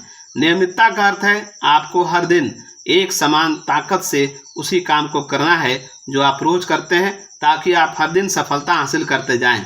टिकाव का मतलब है रोज अपने कार्यक्रम से जुड़े रहें और हर समय थोड़ा थोड़ा अतिरिक्त काम करते रहें, और हर बार जब आप ऐसा करते हैं तो आप बेहतर से बेहतर होते चलते जाते हैं। एक उदाहरण यहाँ यह बताएगा कि आप किस तरह सुडौल शरीर पा सकते हैं। आप नियमित रूप से कसरत करते हैं और इसमें आपकी रोजाना की कसरत शामिल है, जिसमें समय के साथ सुधार आता जाता है। पीसी के लिए एक अन्य परिभाषा काम को लेकर नैतिकता भी है। कठोर परिश्रम करना महत्वपूर्ण है। पीसी के साथ काम करना वाकई अंतर पैदा करता है। बाबू अरे बिजनेस कैरियर कनेक्शन। जैसा आपने निजी जीवन चक्र का मूल्यांकन किया है, उसी तरह आप अपने बिजनेस कैरियर चक्र का भी आकलन कर सकते हैं। इस उदाहरण के उद्देश्य के लिए हम एक कारोबारी चक्र का इस्तेमाल करेंगे, जिसमें आप कारोबार के मालिक प्रवर्तक की भूमिका में होंगे। एक कारोबारी चक्र की 5 प्रमुख तिलियां होंगी। मार्केटिंग, आप कैसे कारोबार के लिए संभावनाएं तलाशेंगे। बिक्री, संभावनाओं को ग्राहकों में आप कैसे बदलेंगे। संचालन, ग्राहकों को सेवा और सहयोग कैसे प्रदान करेंगे। प्रशासन, सिस्टम, प्रक्रिया, तरीका और वित्तीय आधार जिससे चीजें सहूलियत के साथ चल सके। नेतृत्व, रणनीतिक लक्ष्य, दृष्टिकोण, योजना और कर्मचारियों का विकास। स्वाभाविक रूप से सफल कारोबार के लिए यहाँ दिए गए तत्वों से कहीं ज्यादा तत्व और भी हैं, लेकिन हर तत्व इन 5 महत्वपूर्ण तिलियों के अंतर्गत ही आएगा। प्रसन्नता, स्वस्थ, खुशहाली, सुरक्षा, मित्र, शांति, परिवार, उम्मीद, भेष, चरित्र। जैसा कि आपके निजी जीवन चक्र में दिया गया है, आप उसी प्रकार अपने कारोबारी चक्र को भी तय कर सकते हैं। और आपका सफर कितना सहज है, आगे दिया गया उदाहरण यह दर्शाता है कि कारोबारी संचालकों के लिए दोनों ही चक्रों पर खुद का आकलन कितना कठिन होता है। इस किताब के अंत में हमने कारोबारी चक्र का एक सैंपल दिया है, जिससे आप अपने कारोबार का आकलन कर सकते हैं और उसे अपने निजी जीवन चक्र से जोड़ भी सकते हैं। जो कि आपने पेज 48 पर पूरा किया है। अब जैसा कि आप इन चक्रों को देख रहे हैं, जैसे जैसे आपका सफ़र नीचे की ओर बढ़ेगा वैसे वैसे वो उठा पटक से भरपूर होता जाएगा। अब लक्ष्य इसे सुधार कर हर पीसी की रेटिंग ठीक करने की होगी और उस क्रम में हर चीज़ 8, 9 या 10 के स्तर पर लानी होगी। अब जब आप डॉट्स को जोड़ेंगे तो आप देखेंगे कि चालक अब बेहतर तरीके से आगे बढ़ सकता है। अपने कारोबार और निजी जीवन में संतुलित सफलता हासिल करने के लिए आपको समस्त अवयवों को जोड़ने की ज़रूरत है। आपका कारोबार चक्र और निजी चक्र साथ जुड़े हुए हैं। आपका दृष्टिकोण निश्चित रूप से दोनों चक्रों में समर्पित होना चाहिए, समर्थित होना चाहिए। हार्वर्ड पैट्रिज के कथन को कभी ना भूलें, आपका कारोबार केवल एक कारण से अस्तित्व में है और केवल एक ही कारण से, जैसे वाहन आपको जीवन के लक्ष्य हासिल करने में आपका मददगार होता है। चरित्र ही वो आधार होता है जिस पर बैठकर आप आगे बढ़ते रहने वाली दिशा हासिल कर पाते हैं, क्योंकि आप अनवरत जारी रहने वाले निरंतर लागू कर पाते हैं। चरित्र आपको सफ़र के उतार चढ़ाव से ज़्यादा बेहतर तरीके से निपटने में मदद करता है। वो आपको हर झटके से बचाने वाले गद्दे उपलब्ध कराता है। अब हमारे पास एक साइकिल है जो लगभग तैयार है आगे बढ़ने के लिए। अगर आप इसमें पैडल पर जोर देते हैं तो वो आगे नहीं बढ़ेगी, क्योंकि इसके लिए चैन जरूरी होगी। इस मामले में लक्ष्य की तुलना हम चैन से कर सकते हैं, जो सक्रियता को जोड़ती है ताकि लक्ष्य प्राप्ति की ओर कदम बढ़ाया जा सके। जैसे जैसे आप अपने पहियों की हर तीली को लेकर काम करते हैं, आप उसी के अनुसार तय कर लक्ष्य निर्धारित कर सकते हैं। जब आप हर लक्ष्य का पर पीसी लागू करते हैं, ऊर्जा की चैन आपकी साइकिल को आगे बढ़ाती रहती है। जैसे कि काफ़ी समय पहले जिगलर के विक्रय पेशेवर माइकल मैक्सवागन ने कहा है, पीसी का वास्तविक अर्थ तो पैडलिंग लाइक क्रेजी ही है। अगर आप मेरे जैसे हैं तो न केवल आप जीतना चाहेंगे बल्कि आप जल्दी जीतना चाहेंगे, और आप ये भी चाहेंगे कि जीत आसानी से हासिल हो। जहां गियर अस्तित्व में आता है, कभी भी एक समान गति वाली बाइक से ही संतुष्ट ना हो जाएं, जबकि आप आसानी से 10 गियर या 20 गियर वाली बाइक आसानी से पा सकते हैं। गियर से आशय बाहरी संसाधनों से है जो हमें ज्ञान और सहयोग के रूप में मिलता है, ताकि हम अपनी गति तेज कर सकें और पहाड़ी जैसी चढ़ाई आने पर अपनी गति बरकरार रखते हुए आगे बढ़ सकें। गियर के रूप में हम किताबें, सीडी, ऑनलाइन गतिविधियां, कोचिंग, संगोष्ठियां और पेशेवर विकास से संबंधित प्रशिक्षण कार्यक्रम को शामिल कर सकते हैं। मेरा अनुभव कहता है कि अगर आप रोज निजी और पेशेवर विकास से जुड़े ऑडियो कार्यक्रम सुने तो आपकी बाइक लगातार आगे बढ़ती रहेगी। अगर आप वर्तमान स्थिति से झल्लाहट महसूस करते हैं या अपने कारोबारी और निजी जीवन को सफलता के नए स्तर पर ले जाना चाहते हैं, तो आपको गंभीरता से कोचिंग वाले गियर को जोड़ने पर विचार करना चाहिए। पिता का सीक्रेट फार्मूला। इन वर्षों के दौरान बहुत सारे लोगों ने मुझसे पूछा, आपके पिता की सफलता का राज क्या है और उन्होंने इसे लंबे अरसे तक कैसे बरकरार रखा। मैंने जवाब में ऊपर दिए गए चित्र का हर पहलू शामिल होता है। साथ ही मैं एक और तत्व भी इसमें शामिल करता हूँ। वर्षों पहले जब मेरे पिता 45 साल के थे, उन्होंने अनुपात वाला गियर बदला और उसकी जगह अपने बाइक में सुपर चार्जर वाला गियर लगाया। उन्होंने ईसाई धर्म अपनाया और ईश्वर को अपने जीवन और कारोबारी चक्र की धुरी के तौर पर स्वीकार किया। यही मेरे पिता का क्यों बना, जिसने उन्हें ईंधन प्रदान किया और आगे बढ़ने के लिए बुद्धि प्रदान की। जीवन में यथासंभव आगे बढ़ने के लिए मैं आपको चुनौती देता हूं कि आप अपने जीवन के लिए बेहद ज़रूरी क्यों तलाशें। जब आप इसका उत्तर खोज लेंगे, जैसा कि मेरे साथ हुआ, तब आपका सफ़र न केवल शानदार हो जाएगा बल्कि आपकी उसकी ज़रूरत भी समझ में आ जाएगी। मैं आपसे मेरे और मेरे पिता के बीच के आंतरिक परिहास के संबंधों का खाका साझा करना चाहता हूँ। जब भी मैं किसी नए विचार के साथ उनके सामने आता या किसी विचार को लेकर सोचता कि वह काफ़ी बेहतर है और पिता को उसके बारे में बताता, तो वे मजाकिया लहजे में कहते, तुम अब तक स्मार्ट नहीं बन पाए। जी हाँ, मैंने भी अनेक मौक़ों पर जब वे अपने तरफ से उसी तरह किसी विचार को मुझसे साझा करते, तब मैं भी उनसे इसी तरह से बात करता था और उनके विचार का मजाक उड़ाता था। हम दोनों में आंतरिक परिहास कुछ ऐसा ही था। हम दोनों ही महसूस करते थे कि हम अपेक्षाकृत स्मार्ट नहीं हैं। ये चीज़ ही निखर कर बाहर आई। यही मेरे पिता का सीक्रेट था। मैं अपने स्तर पर रोज़ काम करता हूँ और आपको भी वैसा करने के लिए प्रोत्साहित करता हूँ। मैं ये साबित नहीं कर सकता कि वह पूरी तरह सत्य है। मेरे पिता ने एक गणितीय फार्मूला ईजाद किया था, आप प्लस ईश्वर इक्वल टू काफ़ी। अपनी कंपनी के प्रति मेरी धारा, आप जानते हैं मैं बिना किसी शक के ये मानता हूं कि मैं जीतने के लिए पैदा हुआ हूं। आखिरकार ये मेरे जीन्स का ही हिस्सा है। इस कदर सकारात्मक है कि हमारा विचारात्मक उद्देश्य अपने निजी, पारिवारिक, कारोबारी और आध्यात्मिक जीवन में एक सकारात्मक अंतर पैदा करना है और दुनिया में ज़्यादा से ज़्यादा लोगों के जीवन में यह सकारात्मक बदलाव लाना है। आप भी इसे अभी से अपना उद्देश्य बना लें और आप भी अपने निजी, पारिवारिक, कारोबारी और आध्यात्मिक जीवन में इस कदर सकारात्मक बदलाव लाएंगे कि आप दुनिया में अंतर पैदा कर सकेंगे। बदलाव आपसे ही शुरू होगा, लेकिन ये तब तक शुरू नहीं होगा जब तक कि आप इसे शुरू नहीं करते। तो आप किस चीज़ का इंतज़ार कर रहे हैं? चलिए खुद को तैयार करिए, सफलता की अपेक्षा करिए, दुनिया बदलिए। आखिरकार आप जीतने के लिए पैदा हुए हैं। कितना सहज है आपका सफ़र।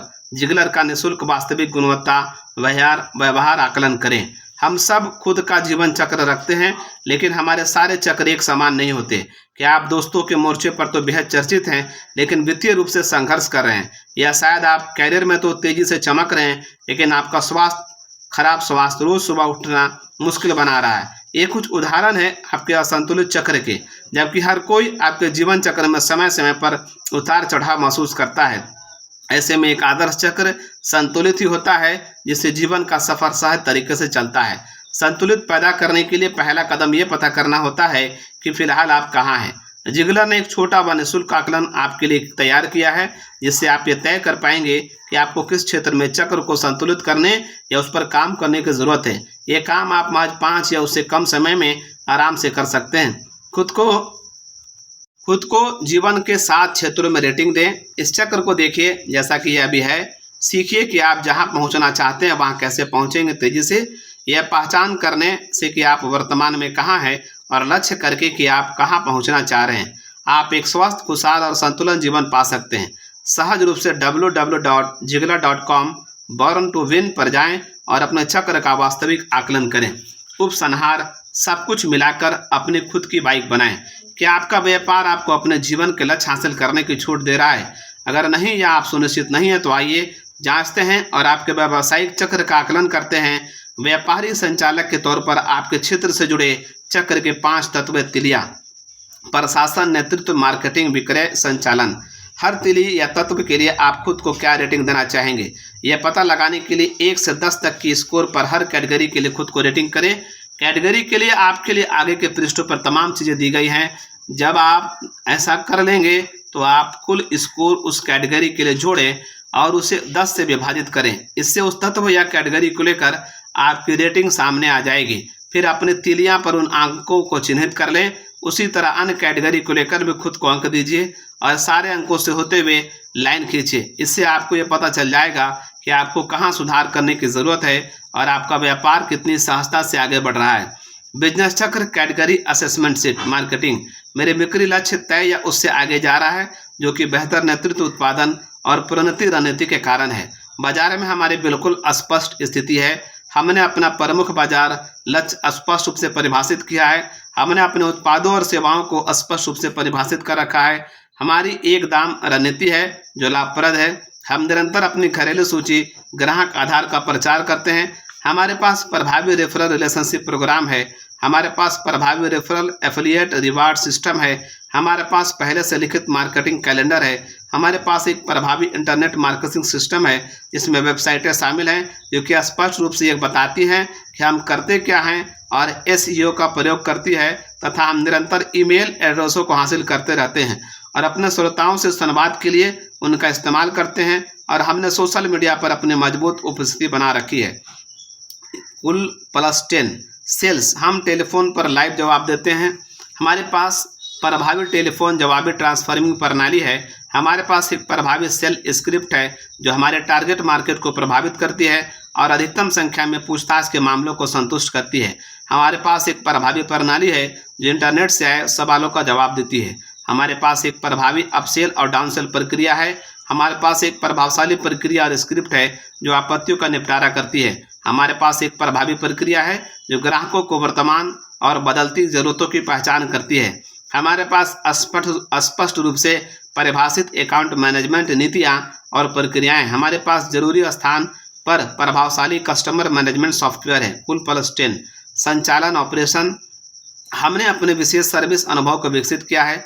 हमारे पास स्पष्ट सर्विस सिस्टम है जो हमारे ग्राहकों की अपेक्षाओं को लगातार बढ़ाकर संतुष्ट करता है।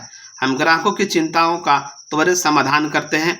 हमारी रिटर्न नीतियां बिल्कुल स्पष्ट हैं। हम ग्राहकों का रुख नियमित आधार पर जांचते हैं और सुनिश्चित करते हैं कि हम उनकी अपेक्षाओं को बढ़ चढ़कर संतुष्ट कर पा रहे हैं। हम नियमित रूप से उत्पादन से संबंधित बैठकें करके समय पर उपलब्धता सुनिश्चित कराते हैं। हमारे पास एक मुख्य ग्राहक सराहना प्रक्रिया भी है। हमारे पास प्रभावी प्रोजेक्ट मैनेजमेंट प्रोसेस है। हमारे पास इन्वेंट्री मैनेजमेंट और ऑफिस सप्लाई सामग्री प्रक्रिया मौजूद है। हमारे पास आधुनिक सर्वाधिक प्रभावी संसाधन है ताकि हम अपने विशेष सर्विस अनुभव का लाभ उठाते हुए समय पर सामग्री उपलब्ध करा सकें। प्रशासन, हम रोजाना कुल सेल्स की जांच करते हैं और रिपोर्ट करते हैं। हम बिक्री विभाग को हर हफ्ते, महीने और वार्षिक आधार पर बिक्री पर नज़र रखते हैं और रिपोर्ट भी करते हैं। हम नियमित रूप से बिक्री पर नज़र रखते हैं। हम उन चीज़ों पर भी नज़र रखते हैं जो कभी कभी बदलती हैं। हमारे पास एक कैश फ्लो मैनेजमेंट सिस्टम प्रक्रिया भी है। हम अपने लाभ हानि पर साप्ताहिक रूप से नज़र रखते हैं और उसकी रिपोर्ट भी बनाते हैं। हम महीनेवार अपने बैलेंस शीट तैयार करते हैं और उसकी रिपोर्ट बनाते हैं। हम अपने टैक्स के संबंध में वित्तीय वर्ष पुराना होने से पहले ही सारी कार्रवाई कर चुके होते हैं। हम अपने कानूनी और इंश्योरेंस को भी वार्षिक आधार पर जांचते हैं। नेतृत्व, हमारा एक सूत्रीय मिशन वाक्य है जिसे हर कोई समझता है और उसका पालन करता है। हमारा प्रभावी मैनेजमेंट सिस्टम जिसमें स्क्रूटिंग, हायरिंग, ओरिएंटेशन, ट्रेनिंग, कोचिंग, कर्मचारी पुनरीक्षण और हटाने की प्रक्रिया शामिल है और हमने यह सुनिश्चित किया है कि वे सब कानून सम्मत हो। हमारे पास कर्मचारी का पूरा विवरण होता है। हमारी कारोबारी योजना पूरी तरह लिखित है जिसमें हमारा वेतन, लक्ष्य, मार्केटिंग योजना, सेल्स योजना, संचालन योजना और प्रशासन योजना शामिल होती है और इसका निरंतर विश्लेषण करते हुए हर तिमाही इसे अपडेट किया जाता है। हमने लिखित तौर पर संगठनात्मक चार्ज आम कर रखा है। हम नियमित टीम मीटिंग करते हैं। हमने विस्तृत तौर पर हर पद के लिए विवरण लिख रखे हैं। हमने हर पद के हिसाब से ट्रेनिंग प्रोग्राम बना रखे हैं। हमने अपने हर कारोबारी क्षेत्र के हिसाब से नीतियां और प्रक्रियाएं निर्धारित कर रखी हैं। हमारे पास एक प्रभावी मुआवजा नीति है जिसमें आकर्षक भुगतान और लाभ प्रदान करना शामिल है, जिसकी वजह से कर्मचारियों का उत्साह बना रहता है और वे किसी अन्य जगह काम करने से जाने के लिए बचते हैं। अब चूंकि आपने अपना बिजनेस चक्र पूरा कर लिया है, अंततः अब आपके आंकड़ों के हिसाब से तैयार अपने बाइक पर एक नज़र डालें। इसके लिए चक्र पर चिन्हित बिंदुओं को आपस में जोड़ें और अपने बिजनेस चक्र का आकलन करें और अपने निजी जीवन चक्र से तुलनात्मक अध्ययन करें। अब आप अपने साइकिल देख सकते हैं। इसके अनुसार आपने योजना बनाने और लक्ष्य निर्धारित करने को महत्व दिया है। अपने तीलियों पर एक नज़र डालें और पता लगाएं कि कौन सी तीली पर आप अधिक काम करना चाहेंगे। एक बार आपने उनकी पहचान कर ली तो आप अगले हिस्से में जिगलर गोल सेटिंग सिस्टम का इस्तेमाल करते हुए उसे प्रक्रिया में ला सकते हैं। क्या आपको इस संबंध में और जानकारी चाहिए कि आप अपने कारोबारी वाहन को और उन्नत कैसे कर सकते हैं ताकि आप अपना जीवन लक्ष्य और आसानी से हासिल कर सकें? गोल सेटिंग सिस्टम, लक्ष्य निर्धारण शीट और लक्ष्य निर्धारित करने तथा उस तक पहुंचने की कदम दर कदम प्रक्रिया। चीन के लोग कहते हैं कि बड़े लक्ष्य की शुरुआत छोटे कदमों से होती है। खुद को लक्ष्य की तरफ ले जाने वाले इन कदमों के प्रति समर्पित करें। अभी बुरी खबर, अपने लक्ष्य को पूरे तरीके से निर्धारित करने के लिए आपको कम से कम 10 घंटे चाहिए और संभवतः ज़्यादा से ज़्यादा 20 घंटे। यही कारण है कि मात्र 3% जनसंख्या ही अपने जीवन के उद्देश्य को स्पष्ट रूप से निर्धारित कर पाती है। अच्छी खबर, इन प्रक्रियाओं का पालन करते हुए और लक्ष्य को लेकर रोजाना काम करते हुए आपके पास हर हफ्ते इतना अधिक अतिरिक्त समय बचेगा कि आप अपने कारोबार, परिवार और निजी शौक के लिए भी वक्त निकाल सकेंगे। बस इतना याद रखें, जब आप कोई चीज़ करते हैं जैसे कि आप वास्तव में करना चाहते हैं तो निश्चित तौर पर आपको वो काम करने का समय मिल ही जाएगा। अब बात आगे की कार्रवाई के संबंध में।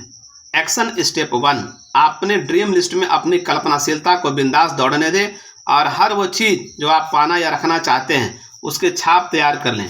जब आप छाप तैयार कर लेंगे तो आपको एकाग्रता ज़्यादा होगी और आप हर उस विचार को अधिक गहनता से अपने अवचेतन मन में सहेज लेंगे।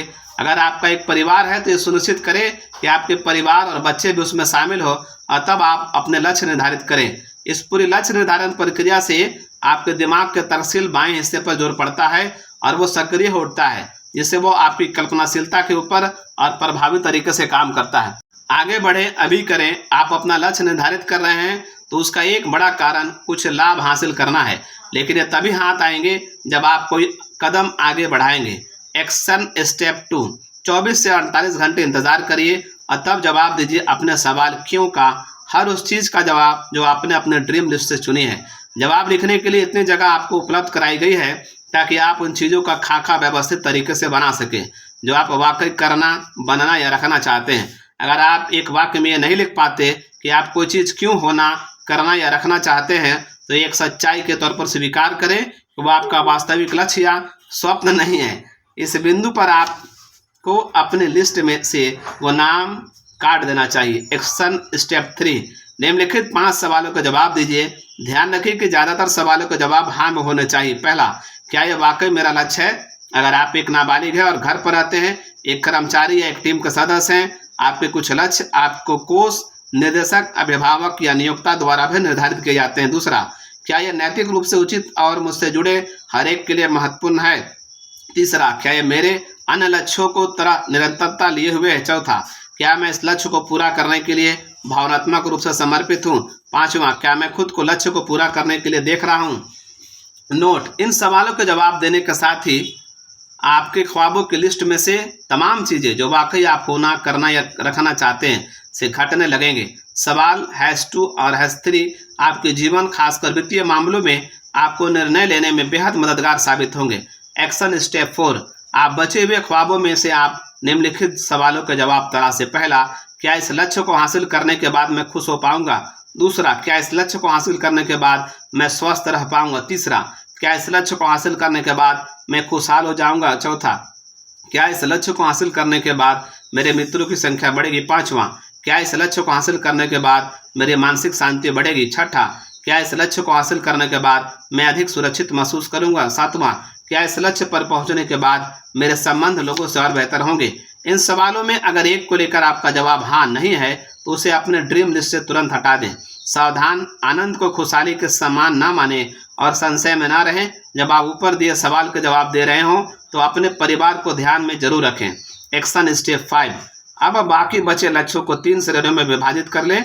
छोटी अवधि 1 महीने या कम, मध्यम श्रेणी 1 महीने से 1 साल, लंबी अवधि 1 साल या अधिक, और उन्हें SR शॉर्ट रेंज, इंटरमीडिएट या LR लॉन्ग रेंज के नाम से अपने उस लिस्ट में दर्ज करें जिसे आप करना, होना या रखना चाहेंगे।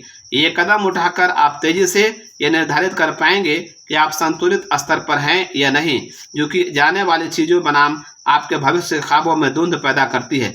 याद रखें, कुछ लक्ष्य बड़े होने चाहिए, पहुंच से बाहर, नज़र से दूर नहीं, ताकि वे आपको आपकी पूरी क्षमता पर खींच कर लाने में मदद कर सकें और आपको खींचे। कुछ लक्ष्य लंबी दूरी के होने चाहिए जो आपको ट्रैक पर बनाए रख सकें और छोटी अवधि के दौरान सामने पेश आने वाली झल्लाहट से निजात दिला सके। कुछ लक्ष्य तो इतने छोटे होने चाहिए कि आप रोजाना अनुशासित रूप से चलते हुए उन्हें हासिल करते चले और रोजाना की जरूरतों के साथ ही वे पूरे होते जाएं। कुछ लक्ष्य चलते फिरते भी होने चाहिए। कुछ लक्ष्य बिक्री, शैक्षिक, वित्तीय, वजन घटाने संबंधी आदि ऐसे होने चाहिए जिनमें विश्लेषण और सलाह की जरूरत हो तब निर्धारित किए जाने चाहिए। अधिकांशतः लक्ष्य विशिष्ट होने चाहिए। एक अच्छा घर, 3000 वर्ग फीट, 2 डोर स्टाइल के घर जिनमें 4 bedroom, 3 full bathroom, 2 living space आदि को ही माना जाएगा। कुछ लक्ष्य जैसे कि आप अपनी छवि सुधारना, बेहतर अभिभावक बनना या बेहतर शिक्षा हासिल करना ज़्यादा कठिन होते हैं जिन पर फोकस किया जा सके। उदाहरण के लिए, एक बेहतर अभिभावक बनने की दिशा में हर हफ्ते 1 घंटा किसी बच्चे से बात करते हुए बिताना चाहिए। एक्शन स्टेप 6, बचे हुए लक्ष्य से प्रार्थना पूर्वक 4 लक्ष्य। याद रखें, संतुलन ही महत्वपूर्ण है। चुने जो कि आपके लिए सबसे ज़्यादा महत्वपूर्ण हो, जिन पर आप अभी से मेहनत करना चाहते हैं और उन्हें रिकॉर्ड कर लें। अगर ये आपका पहला लक्ष्य निर्धारण अनुभव है तो आप 2 या 3 छोटे अवधि के लक्ष्य निर्धारण से शुरुआत कर सकते हैं। महत्वपूर्ण, जब आप नया लक्ष्य निर्धारित कर रहे होते हैं तो उसे किसी नोटबुक में या ऐसी जगह लिख कर रख लें जहाँ साल में कई बार आपकी निगाह पड़े या उस जगह जाए। जब आप लक्ष्य को इस तरह अंकित कर लेंगे तो आप बार बार वहां जाकर उल्लेखनीय रूप से प्रोत्साहित होंगे और साल भर के दौरान आप उस लक्ष्य तक पर पहुंच जाएंगे। आपका आत्मविश्वास, खुद की छवि और लक्ष्य प्राप्ति की क्षमता नाटकीय रूप से सुधार आएगी। एक्शन स्टेप 7, सामान्य लक्ष्य निर्धारण चार्ट पर इन 4 लक्ष्यों उनमें से एक कम से कम अल्प अवधि का हो और एक लंबी अवधि का लक्ष्य को रिकॉर्ड करें और उनमें से हर एक पर कुछ उदाहरणों के माध्यम से काम करें, यानी उन लक्ष्यों को उदाहरणों के जरिए याद रख सके। एक्शन स्टेप 8, अपने लिस्ट में से कुछ अतिरिक्त लक्ष्य भी दर्ज कर लें और उसे भी सामान्य लक्ष्य निर्धारण चार्ट पर दर्ज कर ले। हर लक्ष्य पर पूरी प्रक्रिया के अनुसार काम करें, जैसा कि आपने एक्शन स्टेप 7 में किया। इन लक्ष्यों के लिए कुछ उदाहरणों पर भी ध्यान आकर्षित करें। अभी करें। याद रखें, प्रेरणा आपके अंदर तब आती है जब आप काम शुरू कर देते हैं। बधाई, आपने अपने भविष्य की योजना बनाने में ज़्यादा समय निवेश किया, जैसा कि आपके दोस्त, परियोजन और सहयोगी नहीं करेंगे। यहीं पर यह बुक समाप्त हुआ। आपको कैसा लगा? अच्छा लगा तो लाइक, शेयर, सब्सक्राइब जरूर कीजिए। Thank you.